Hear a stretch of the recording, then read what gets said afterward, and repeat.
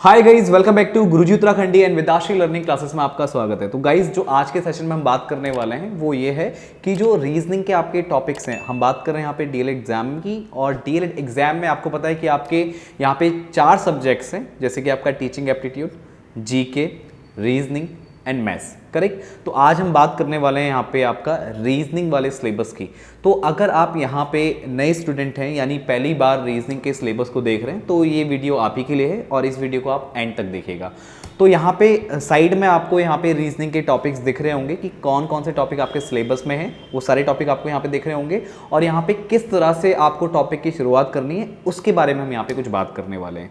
तो जैसे कि मैं यहाँ पे कुछ इंपॉर्टेंट टॉपिक्स की यहाँ पे बात करूँ, जैसे कि आपका ब्लड रिलेशन, राइट, सीरीज वाले क्वेश्चन जिसमें आपको नंबर्स दिए होते हैं और आपको बताना होता है कि यहाँ पे कौन सा नंबर आएगा, क्वेश्चन मार्क दिया होता है। और इसी में एक कैटेगरी के क्वेश्चन आपको और दिए जाते हैं कि आपको पूरी सीरीज दी होगी और पूछा जाएगा कि इसमें गलत वाला नंबर कौन सा है, इसको पहचानिए। तो 4 ऑप्शन दिए होंगे, आपको उनमें से वो पहचानना होता है, करेक्ट। तो इन क्वेश्चंस की जब आप शुरुआत करेंगे तो आपको बिल्कुल, अगर आप बिल्कुल बेसिक से यहाँ पे पढ़ रहे हैं और आपने इस टाइप के क्वेश्चन पहले कभी भी नहीं किए हुए हैं, तो आपको क्या करना है, यहाँ पे ना आपको बिल्कुल बेसिक से शुरुआत करनी है। तो यहाँ पे 3-4 टाइप की चीज़ें होती हैं जब भी आप सीरीज वाले क्वेश्चन करते हैं: एडिशन, सब्ट्रैक्शन, मल्टीप्लिकेशन और डिवीजन। जैसे कि आपकी सीरीज बहुत हल्के हल्के बढ़ रही है, तो यानी सिंपल सी बात है, उसमें एडिशन का फॉर्मेट बन रहा होगा, कुछ चीज़ें जुड़ जुड़ के आपका नई सीरीज बन रही होगी या उसमें सीरीज आगे बढ़ रही होगी। सीरीज बहुत तेज़ी से बढ़ रही है यानी मल्टीप्लिकेशन हो रहा होगा। सीरीज डिक्रीज हो रही है, सब्ट्रैक्शन हो रहा होगा, और मतलब बहुत हल्के हल्के डिक्रीज हो रही है तो सब्ट्रैक्शन होगा, बहुत तेज़ी से डिक्रीज हो रही है तो मतलब डिवीजन होगा।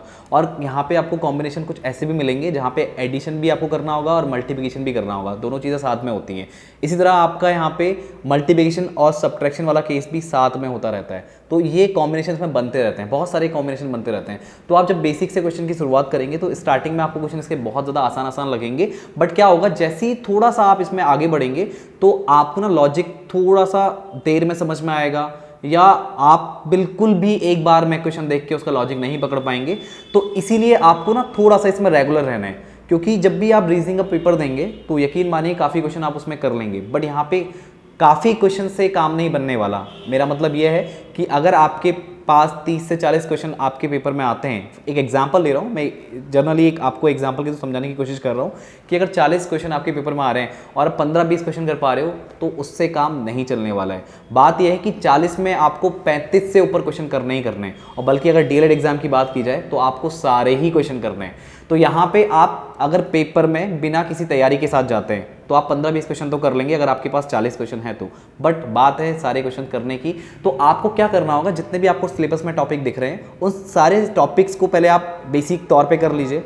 फिर बेसिक तौर पे करने के बाद आपके पास जो भी बुक है, बुक नहीं है तो बुक को अरेंज कर लीजिए, या अगर आप YouTube में वीडियोस को देखते हैं तो YouTube की वीडियो में भी काफ़ी सारे आपको हिंट्स मिल जाते हैं, हर एक टॉपिक आपको वहाँ पे मिल जाएंगे, तो वहाँ से भी आप लर्निंग कर सकते हैं। बट वो थोड़ा सा टाइम टेकिंग प्रोसेस है, वहाँ पे आपका टाइम भी वेस्ट होगा। अगर आपके पास बुक होगी तो बुक आपका काम बचा देगी, टाइम बचा देगी, क्योंकि आपको पता है कि आपके पास बहुत कम टाइम है और उस कम टाइम पीरियड में आपको सारे टॉपिक्स कवर करने हैं।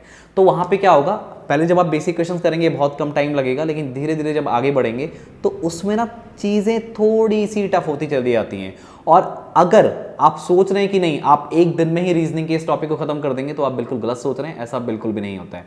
क्योंकि क्या होता है, अगर आप एक प्रॉपर प्लान नहीं बनाएंगे तब तक आप उस चीज़ को कंप्लीट नहीं कर सकते। जैसे मान लीजिए आप 1 महीने का टारगेट लेके चलिए कि 1 महीने के टारगेट के अंदर आपको ये पोर्शन सारे खत्म करने हैं, तो उसका एक प्लान बनाइए कि नहीं आपको इस टॉपिक में यहाँ पे आधा घंटा ज़्यादा देना है क्योंकि आपका वो पोर्शन वीक है, क्योंकि आपने उस टाइप के क्वेश्चन बहुत कम किए हुए हैं। जैसे मैं सीरीज़ की बात कर रहा हूँ तो उसमें क्या होता है, बेसिक क्वेश्चन तो बहुत इजीली हो जाते हैं, आप बहुत जल्दी पकड़ लेते हो, लेकिन कुछ क्वेश्चन ऐसे होते हैं जिसमें आप मिनटों दे देते हो और आपको समझ में नहीं आता, करेक्ट। क्योंकि यहाँ पे आपका चैलेंज क्या है, आपको सारे क्वेश्चन करने और साथ ही साथ कम से कम टाइम में करने। तो अगर मान लीजिए आपके 40 क्वेश्चन है तो उसमें एटलीस्ट 38-35 से ऊपर क्वेश्चन तो आपके होने ही होने चाहिए। तो वो क्वेश्चन भी आपके कम से कम आपके होने चाहिए, मतलब सेकंडों के अंदर। आप 20 से 30 सेकंड में क्वेश्चन को करने की कोशिश करें। या अगर ऐसा भी होता है कि कोई क्वेश्चन आपको समझ में आ जाता है लेकिन थोड़ा सा टाइम ले रहा है तो कोई बात नहीं, कभी कभी जो क्वेश्चन आप करते हैं उसमें 40 से 50 सेकंड में लग जाते हैं, बट नहीं, आपको पता है कि आपसे हो जाएगा। बट इस टाइप के क्वेश्चंस ना आपको प्रैक्टिस ही करने पड़ेंगे। आप डेली बेस पे अगर क्वेश्चन की प्रैक्टिस नहीं करेंगे रीजनिंग में तो यकीन मानिए कि आपकी तैयारी ढंग से नहीं होने वाली है। यहाँ पे बहुत सारे टॉपिक आपको देखने को मिलेंगे, जैसे लुप्त संख्याओं को ज्ञात करना। तो लुप्त संख्याओं को ज्ञात करने में कुछ क्वेश्चन तो बहुत ईजी होते हैं कि आप देख के कर लेंगे, और जो पेपर का पैटर्न होता है उसमें सारी चीज़ें टफ नहीं होती हैं। तो जब पेपर देखेंगे आप, कुछ क्वेश्चन तो आप उसके कर लेंगे, लेकिन कुछ क्वेश्चन में आपको टाइम लग जाएगा। तो आपको ये चेक करना है कि जो लुप्त संख्या पे क्वेश्चन बनते हैं वो कहाँ कहाँ से बनते हैं। गोले वाले क्वेश्चन बनते हैं, स्क्वायर के अंदर जो डब्बे होते हैं उनमें बनते हैं, उसमें आपके नंबर्स भी होते हैं, उसमें आपके अल्फ़ाबेट्स भी होते हैं, और अल्फ़ाबेट्स के नंबर आपको पता होने चाहिए। अगर आपको ये चीज़ नहीं पता है तो प्लीज़ अल्फ़ाबेट्स के नंबर याद कर लीजिए। और इसके लिए एक इजॉटी रूल होता है जो कि मैंने काफ़ी सारी वीडियोस में यहाँ पे डिस्कस किया हुआ है, तो आप लोगों ने देखा ही होगा। तो यहाँ पे अगर आपको अल्फ़ाबेट के नंबर याद रहते हैं तो आपको सीरीज वाले क्वेश्चन में भी हेल्प करेंगे, और जो आपके लुप्त संख्याओं को निकालने वाला जो क्वेश्चन नहीं होता वहाँ भी आपको हेल्प हो जाएगी, क्योंकि वहाँ पे नंबर्स भी आते हैं, वहाँ पे आपके अल्फ़ाबेट्स भी आते हैं। तो यहाँ पे आपको काफ़ी हेल्प मिलने वाली है।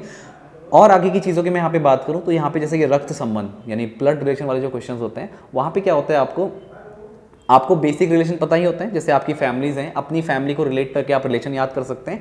उसी के साथ साथ अगर आपको इस टाइप के क्वेश्चंस बनाने हैं तो ना आपको क्वेश्चन को पढ़ के आपको ना डायग्राम्स फॉर्म करने होते हैं। अगर आप वो डायग्राम नहीं बना पा रहे हैं, वो फ्लो चार्ट नहीं बना पा रहे हैं, तो आप उन क्वेश्चन में फंस सकते हैं। ब्लड रिलेशन वाले क्वेश्चन ना आप अगर नॉर्मली करेंगे, सोचेंगे तो थॉट प्रोसेस में कभी कभार गलती हो जाती है और बहुत ज़्यादा टाइम लग जाता है। ब्लड रिलेशन के क्वेश्चन अगर आपने अभी तक नहीं किए हैं और आप नए हैं तो आप देख सकते हैं कि आपको कितना ज़्यादा उसमें टाइम लग रहा है। तो उसका आसान तरीका क्या है कि उसको जनरेशन वाइज आप ब्रेक कर दीजिए, उसका फ्लो चार्ट बनाइए। मेल को किस तरह रिप्रेजेंट करते हैं, फीमेल को किस तरह रिप्रेजेंट करते हैं, अगर हस्बैंड वाइफ है तो उनको किस तरह रिप्रेजेंट करते हैं, भाई बहन के कनेक्शन को किस तरह से दिखाते हैं, सेम जनरेशन के लोग किस तरह दिखाते हैं। जैसे आपका भाई है, आपकी सिस्टर है, आपकी वाइफ है, तो वो एक जनरेशन में होंगे, अगर आपके पेरेंट्स हैं तो एक जनरेशन ऊपर होंगे, और अगर आपके बच्चे हैं तो आपसे एक जनरेशन नीचे होंगे। तो इस टाइप की चीज़ें आपको करनी होंगी, आपको फ्लो डायग्राम्स बनाने होंगे। अगर वो फ्लो डायग्राम आपको क्लियर नहीं है तो प्लीज़ उनको सीखिए, तभी आप इस टाइप के क्वेश्चन को बहुत जल्दी कर सकते हैं, क्योंकि टाइम मैनेजमेंट बहुत ज़रूरी है। करेक्ट। और अगर इसमें आगे बात करें तो आपके क्वेश्चन इसमें आते हैं मिरर इमेज, वाटर इमेज। तो मिरर इमेज में जैसे आपके अल्फ़ाबेट्स हैं, वो छोटी ABCD की अगर मैं बात करूं या बड़ी ABCD की बात करूं, तो उनको ना एक बार बना के देख लीजिए। ए को अगर मिरर में देखेंगे तो किस तरह से बनेगा, ए को अगर पानी में देखेंगे तो किस तरह से बनेगा। तो उसकी ना आपकी सटीक प्रैक्टिस होनी चाहिए, क्योंकि अगर आपको पता है कि ये पानी में इसका इमेज इस तरह से दिखता है तो आपका हाथ बहुत तेज़ी से चलेगा। और जो आप मतलब इस टाइप के क्वेश्चन अगर पेपर में आपके आते हैं तो इनको आप सेकेंडों में, with in 2 second 3 second maximum 5 second के अंदर आप इस टाइप के क्वेश्चन को कर सकते हैं। बट हाँ, थोड़ी सी प्रैक्टिस पहले से ही चाहिए। करेक्ट। और जो सबसे इंपॉर्टेंट चीज़ है, मैं आपको रीजनिंग के लिए बता दूं, आप 1 से लेकर 30 तक के स्क्वायर याद कर लीजिए। राइट, वहाँ से आपके बहुत क्वेश्चन फंसेंगे। 1 से लेकर 20 तक के क्यूब याद कर लीजिए, बहुत आपको हेल्प होती है वहाँ पे। ठीक है। और यहाँ पे जो आपको मैं और बताऊँ जो कुछ इंपॉर्टेंट चीज़ें हैं जो यहाँ पे आपको गलती नहीं करनी है, जैसे यहाँ पे कुछ ऐसे वेन डायग्राम भी होते हैं जो आप बिल्कुल कहेंगे कि सर ये तो बहुत ही सिंपल से क्वेश्चन होते हैं, इनको तो बिल्कुल हम कर सकते हैं। बट उसमें कभी कभार थोड़े से लॉजिक वाले क्वेश्चन भी आ जाते हैं कि आपको लगता है नहीं इसका ये डायग्राम भी हो सकता है, नहीं इसका ये वाला डायग्राम भी हो सकता है, और जो आपको डायग्राम लगेगा ना वो पॉसिबल डायग्राम दोनों उसमें होंगे। अब वहाँ से आप किस तरह से सही डायग्राम को चूज़ करने वाले हैं, तो इसके लिए भी आपको प्रैक्टिस चाहिए। करेक्ट। हालांकि आपने कई लोगों को देखा होगा रीजनिंग है, रीजनिंग तो आसान होता है यार, बस थोड़ा सा सोचना है और हो जाता है। ऐसा बिल्कुल भी नहीं है। आपको सिर्फ 15-20 क्वेश्चन नहीं करने पेपर में, आपको बहुत सारी चीज़ें यहाँ पे करनी है। तो गाइस मैं आपको यहाँ पे बता रहा हूँ कि अगर आप यहाँ पे नए हैं तो कोई बात नहीं, आप 1 महीने में अपनी तैयारी कर सकते हैं, बिल्कुल कर सकते हैं। बट आपको एक प्लान बनाना है कि आपको हाँ आधा घंटा या 1 घंटा रीजनिंग को देना है और किस टाइप के क्वेश्चन प्रैक्टिस करने हैं। क्योंकि अगर आप DLED की प्रिपरेशन कर रहे हैं तो एक बार प्रीवियस ईयर्स के क्वेश्चन उठा के देखिए, वहाँ पे आपको पता लगेगा कि हाँ किस टाइप के क्वेश्चंस बने हैं। कुछ क्वेश्चन तो आपको इतने आसान लगेंगे आप खुश हो जाओगे, लेकिन कुछ क्वेश्चन लगेंगे हाँ इस टाइप के क्वेश्चन को कैसे किया जाए। ऐसे क्वेश्चंस भी होंगे, तो उन क्वेश्चन पे आपको प्रैक्टिस तभी हो पाएगी जब आप ना जो क्वेश्चंस हैं उनको बिल्कुल देखिए कि इनका एक्सट्रीम लेवल क्या हो सकता है। जैसे आप सीरीज वाले क्वेश्चन कर रहे हैं, पहले प्लस वाले हुए, फिर माइनस वाले हुए, इंटू वाले हुए, डिवाइड वाले हुए। अब जहाँ पे कॉम्बिनेशन आता है इंटू और प्लस का, वहाँ पे आप फंसते हो। तो हर एक चैप्टर का जो भी आपके सिलेबस में है उसका एक्सट्रीम लेवल तक पहुँचिए, और ज़्यादा टफ नहीं होता उसको पहुंचना। जब आप करेंगे ना तो आपको जब क्वेश्चन होते रहते हैं तो आप छोड़ देते हैं, नहीं यार ये तो मैं कर लूँगा। बट पेपर में आप देखना, जब भी रीजनिंग के क्वेश्चन आप सॉल्व करेंगे ना, अगर एक बार लॉजिक भिड़ गया तो बहुत जल्दी हो जाता है, और जब एक बार नहीं पकड़ में आया ना तो मिनटों लग जाते हैं। एक बार पेपर करने के बाद दोबारा भी उस पर आ जाओगे तब भी चीज़ें पकड़ में नहीं आती हैं। तो आपको पता होना चाहिए कि इस टॉपिक में कितना एक्सट्रीम केस बन सकता है, और आपको किस तरह से सोचना है, और किस तरह के क्वेश्चंस को आपको पेपर में छोड़ना है।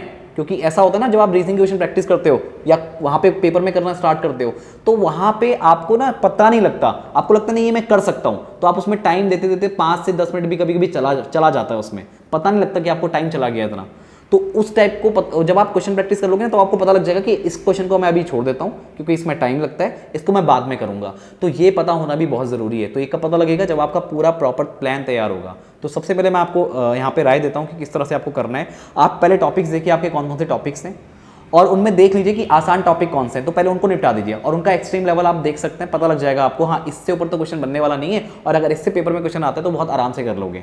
और मैं आपको एक चीज़ यहाँ पे और बता दूं, जैसे आपके यहाँ पे आते हैं ना कि फिगर को काउंट करो, जैसे ट्राइंगल है तो ट्राइंगल के अंदर कुछ डिजाइन बना दिया होगा या ट्राइंगल के अंदर कुछ लाइन्स ड्रॉ कर दी होंगी, अब बताओ इसमें कितने ट्राइंगल्स होंगे, या ट्राइंगल के अंदर कोई लाइन ड्रॉ कर दी तो बताओ कितने ट्राइंगल होंगे, ट्राइंगल के अंदर एक और ट्राइंगल बना दिया तो बताओ कितने ट्राइंगल होंगे। तो कुछ तो पैटर्न आप पकड़ सकते हो, बट कुछ क्वेश्चन आपको पेपर में ऐसे मिलेंगे जिसमें आपको कुछ पैटर्न ही फॉलो नहीं हो रहा होगा, यानी आप कहोगे कि नहीं है इसमें तो काउंट ही करना पड़ेगा 1 2 3 4 करके।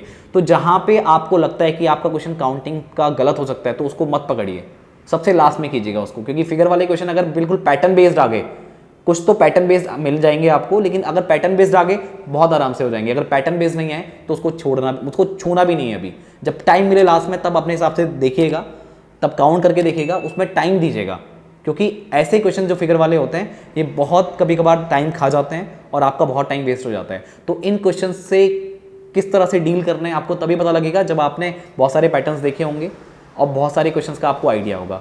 तो मैं आपसे फाइनली ये कहना चाहूँगा कि जो भी टॉपिक्स आपके सिलेबस में है तो सबसे पहले आप प्रीवियस ईयर्स के क्वेश्चन देखिए कि किस तरह के क्वेश्चन आपसे पूछे गए हैं। दूसरी चीज़, अब जब आप प्रीवियस ईयर्स के क्वेश्चंस को कर लेते हो तो यकीन मानो ऐसा भी नहीं है कि आप सारे क्वेश्चन कर लोगे। प्रीवियस ईयर्स के क्वेश्चंस आपको सिर्फ आइडिया देते हैं कि आपको किस टाइप के क्वेश्चंस पे प्रैक्टिस करनी है।